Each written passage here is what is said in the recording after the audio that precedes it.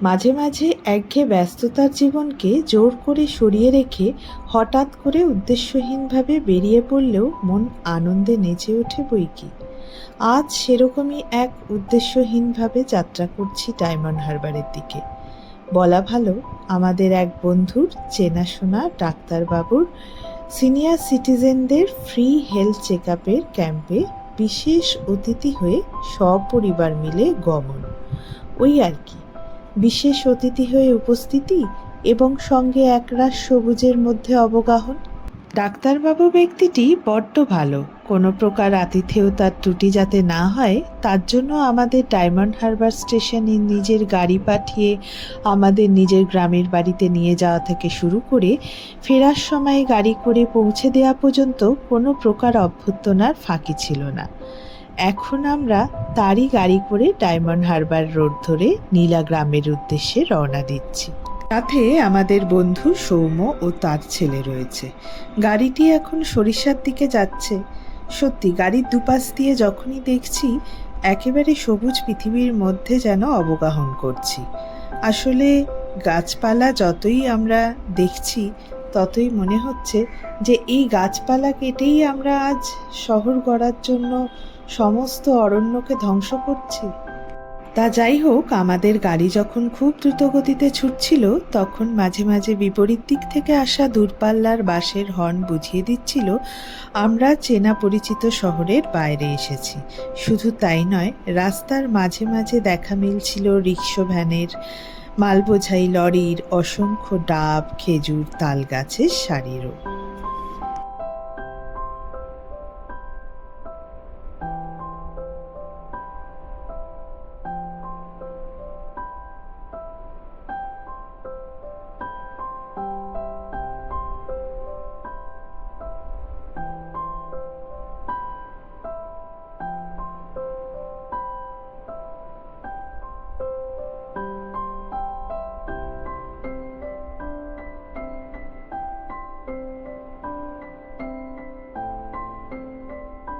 সত্যি শহরের বাইরে না বেরোলে হয়তো সেই সব দৃশ্যের সাক্ষী হওয়া যায় না। আর গাড়িতে বসে আমরা সেই সব দৃশ্য উপভোগ করতে করতে যখন ডাক্তারবাবুর নীলা গ্রামে পৌঁছলাম তখন দেখি অলরেডি উদ্বোধনী অনুষ্ঠান শুরু হয়ে গিয়েছে। সেখানে বক্তব্য রাখার পর হেলথ ক্যাম্প শুরু হলো। সত্যি কথা বলতে কি, হেলথ ক্যাম্প দেখার অভিজ্ঞতা আমার আগে ছিল না। আমি এই প্রথম হেলথ ক্যাম্পে এলাম এবং এখানে সবচেয়ে ভালো লাগলো সেটা হচ্ছে খুব আধুনিক যন্ত্রপাতি দিয়ে বিভিন্নভাবে বিভিন্ন চিকিৎসা চলছে গ্রামের মানুষদের উদ্দেশ্যে এবং সমস্তটাই ডাক্তারবাবু নিজের উদ্যোগে করেছেন। তো যাই হোক, আমি চারিদিকটা একটু দেখলাম ঘুরে ঘুরে, নিজেও বেশ কয়েকটা টেস্ট করালাম এবং এখান থেকে যখন ডাক্তারবাবুর বাড়িতে গেলাম তখন দেখি চারিপাশটা সবুজে সবুজ, একধারে পুকুর, বড় বড় গাছ এবং মাঝখানে ইট দিয়ে রাস্তা করা। সেখানে দিয়েই আমরা গেলাম ওনার বাড়ি।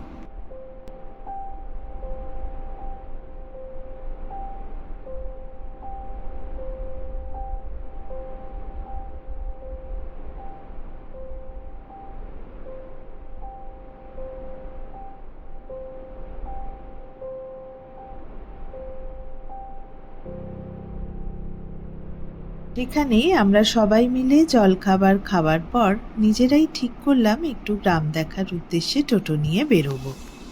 আর কথা মতো কাজ, বেরিয়েও পড়লাম গ্রাম দেখার উদ্দেশ্যে। আর বাড়ি থেকে বেরোতে গিয়েই দেখি বাড়ির চাতালের মধ্যে গাছগাছালির নিচে দুপুরের খাবারের প্রস্তুতি চলছে। আর ঠিক তার বিপরীত দিকেই দেখি এক ঝাঁকড়া জবা ফুলের গাছ। জবা ফুলের গাছটি দেখে মনে হলো এর কোনো আলাদা পরিচর্যা লাগে না, আপনা থেকেই এত ভালো বেড়ে উঠেছে যা সত্যি নজর কাড়া। অথচ আমরা যারা শহরে থাকি তারা এত গাছেদের যত্ন করি, তবুও মাঝে মাঝে গাছেরা ফুল দিতে নারাজ হয়। যাই হোক, আমরা এবার এগোতে লাগলাম টোটো ধরার উদ্দেশ্যে মেন রাস্তার দিকে। এবার টোটো ধরে একদম গঙ্গার খাড়ির দিকে এগোতে লাগলাম। গঙ্গার পাশ দিয়ে যে রাস্তাটি গেছে সেই রাস্তা ধরেই আমাদের টোটো এগোতে লাগলো এবং গাছগাছালির মধ্যে দিয়ে আমরাও দেখতে লাগলাম বিভিন্ন রাইস ফ্যাক্টরি, ইটভাটা, আরও কত কি।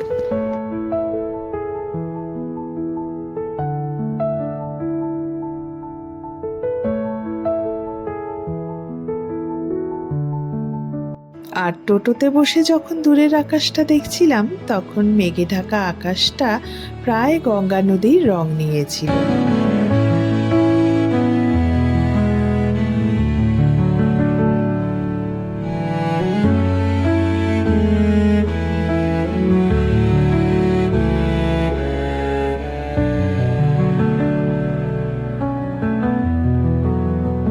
আমরা তো গঙ্গার ঘাটের এক অন্য চেহারা দেখি, কিন্তু মোহনার দিকে গঙ্গার ঘাট যে এইরকম হয়, সত্যিই দেখে দারুণ লাগছে।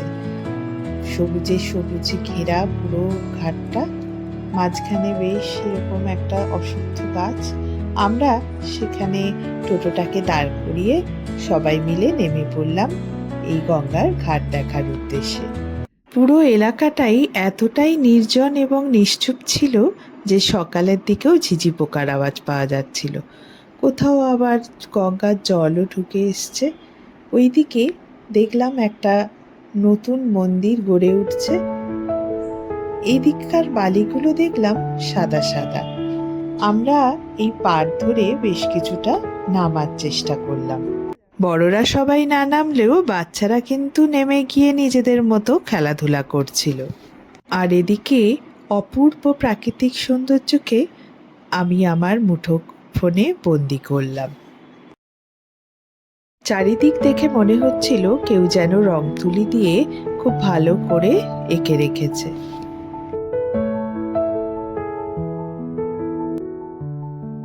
আর পাড়ের ঠিক উল্টো দিকে একটি ইটভাটা দেখলাম, যেখানে সারি সারি ইট তৈরি করে শুকোতে দেয়া আছে।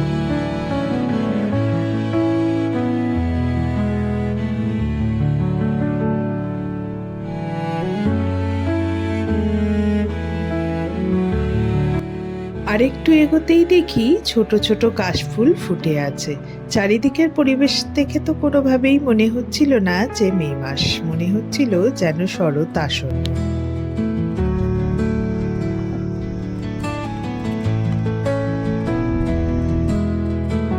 ওই দিকটাতে কিছুটা এগিয়ে গিয়ে দেখলাম পরিত্যক্ত এক বজরা নদীর ঘাটের কাছে বাঁধা রয়েছে।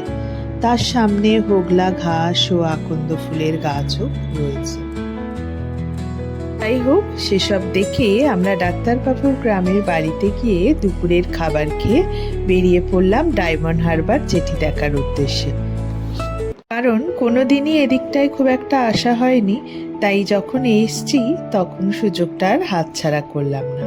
আর পৌঁছেই যা দেখলাম, এক কথায় অনবদ্য। সারাদিনের ক্লান্তি যেন এক নিমেষে কে মুছে দিল। এই অঞ্চলটা আমাদের পরিচিত গঙ্গার মতো নয় ঠিকই, আবার সমুদ্রের কাছাকাছি গেলেও ঠিক সমুদ্র নয়, গঙ্গার মোহনা। সেসব দেখে আমরা সবাই মিলে একটা গ্রুপ ফটো তুললাম আর গঙ্গার মোহনার বেশ কয়েকটা চিত্র সঙ্গী করে নিয়ে এলাম। সত্যি এই হঠাৎ করে বেরিয়ে পড়াটা সেদিন যে কি আনন্দ দিয়েছিল তা বলে বোঝাতে পারবো না। এরকম মাঝে মাঝে উদ্দেশ্যহীনভাবে যদি মাঝে মাঝে বেরিয়ে পড়া যায়, সত্যি তাহলে মন খুব ভালো থাকে।